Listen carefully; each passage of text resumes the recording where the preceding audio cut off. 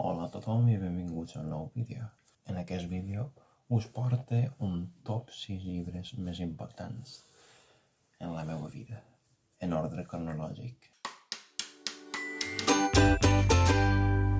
En primer lloc, començant amb l'infantesa, podem parlar de molts llibres diferents que crec que molts lectors i lectores hem llegit quan eren menuts, sobretot de la meva època, com Jerónimo Stilton o Wattpad.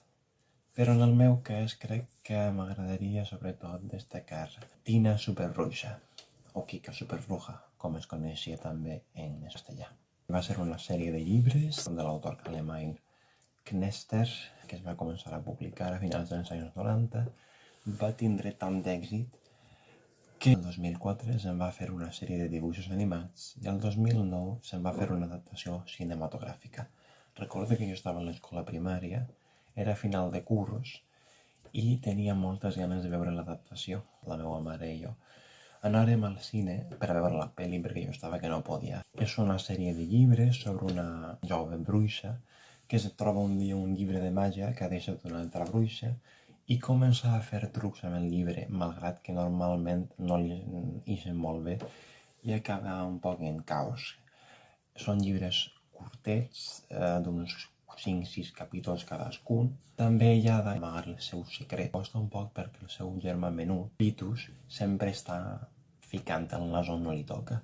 De fet, recorda que a banda de la sèrie original, l'autor va traure una sèrie de llibres de màgia que protagonitzaven tant Tina com Pitus i que estava destinat més a un públic més infantil. Aquest llibre és més important perquè va ser un dels llibres, una de les sèries més importants de la meva infantesa quant a literatura i perquè va ser una de les sèries amb les quals em vaig iniciar en la lectura ja des de ben menut. En segon lloc tenim La piràmide vermella de Rick Riordan. Molta gent el coneix per sobretot la saga principal de Percy Jackson i els déus de l'Olimp.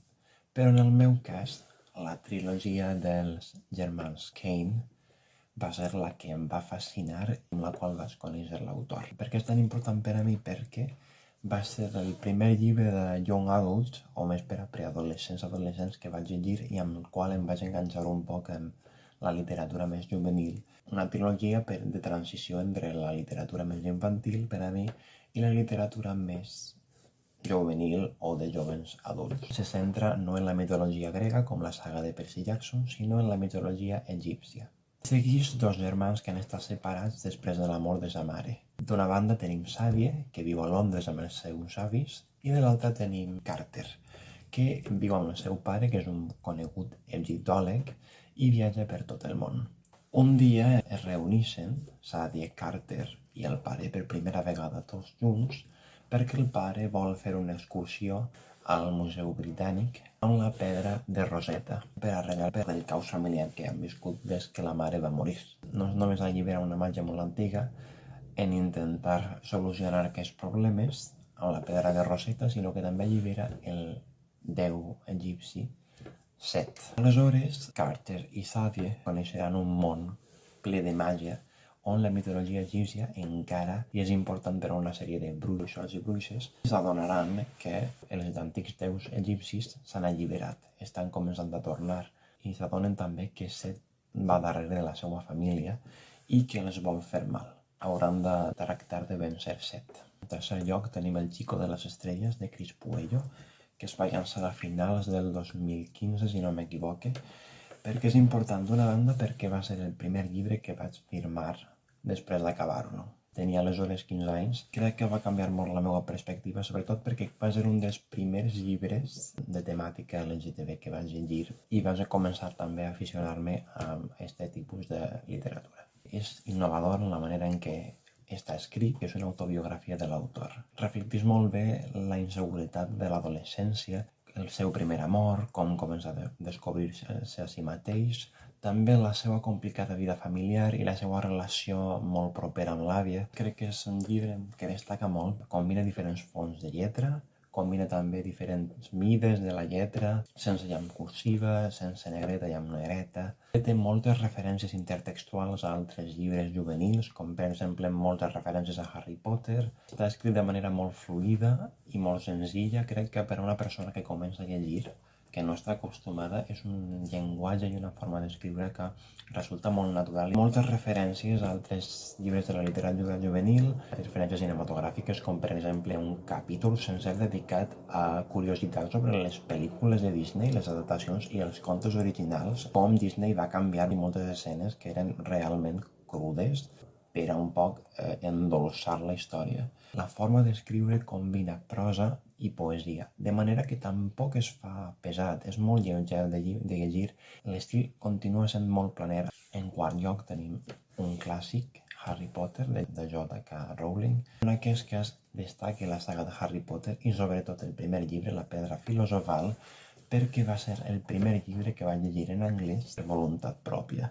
Per això crec que té un significat molt important per a mi. En aquella època el meu nivell d'anglès no era tan alt. Una lectura molt recomanable si esteu aprenent anglès i teniu un nivell mitjà un poc menys, un B1, B2, perquè el primer llibre té menys vocabulari, menys riquesa, però tot i així paga la pena llegir, també veure les pel·lícules de Harry Potter en la llengua original. I sobretot per aprendre la saga paga molt la pena i ajuda molt, perquè en cada llibre la riquesa de vocabulari i d'expressions augmenta, tenint en compte que els primers llibres tenen un públic més infantil i a mesura que va avançant la saga, el públic també pot ser més adolescent o més adult. I és molt lleugera, fins i tot en anglès, i sobretot perquè si ja heu vist les pel·lícules o heu llegit els llibres, en seguir la trama és molt fàcil. En cinquè lloc tenim Le Petit Prince, es va publicar el 1943 i fins i tot a dia d'avui continua sent un clàssic de la literatura francesa en tota regla. Una lectura obligatòria per a la majoria de gent que, com jo, han cursat francès a l'institut.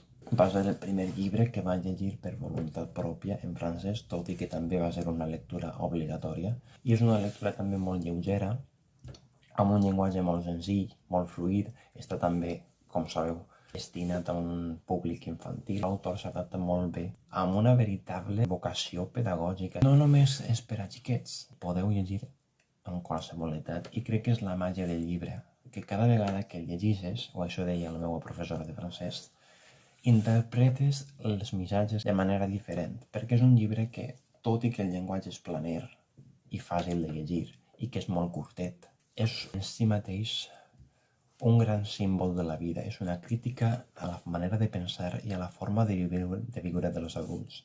Narra els viatges espacials d'un jove príncep, un xiquet, per diferents astres, diferents planetes, i com troba en cada planeta diferents criatures, animals i també humans. En cada planeta aprenem una lliçó diferent i una forma de veure la realitat des del punt de vista d'un adult. Al final del viatge arriba a la Terra i es troba al desert del Sàhara l'aviador, que és adult.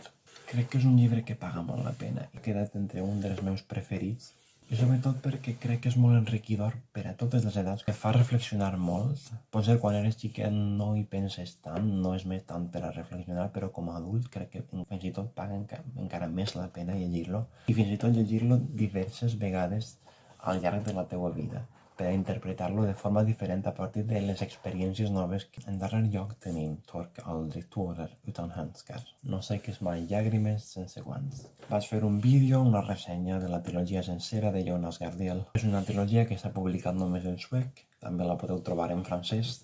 Per a mi és especial, bàsicament, perquè van ser els primers llibres que vaig llegir en suec. Feia només un any i mig que estudiava suec, i vaig trobar el llibre buscant també literatura en l'AGDB, que ens fa molt reflexionar sobre la discriminació que patia el col·lectiu amb l'epidèmia de la sida en la dècada de 1980. És una representació molt realista, basada també en la vida de l'autor, en part, en les seues experiències, encara que no és autobiogràfica, de com era haver de lluitar contra la malaltia i els prejudicis que hi estaven associats. L'associe molt amb la música de Roxette, perquè no sé si vosaltres ho feu o no, crec que hi ha molts lectors i lectores que no hi estan a favor perquè es distrauen molt amb la música, però jo soc una persona que que acostuma molt a llegir amb música que crec que s'adapta a la temàtica, també a l'ambientació dels llibres. Per exemple, Torka Aldrich Thoralton Hanskar acabava de descobrir Roxette, un dels grups musicals, si no el coneixeu, més famosos de Suècia, i pegava molt amb la trilogia i la temàtica perquè era música dels 80 o com a molt de principis dels 90. També pegava molt aquest estil melancòlic i nostàlgic de la música de Roxette amb la temàtica del llibre, més encara tenint en compte que el grup és un grup suec.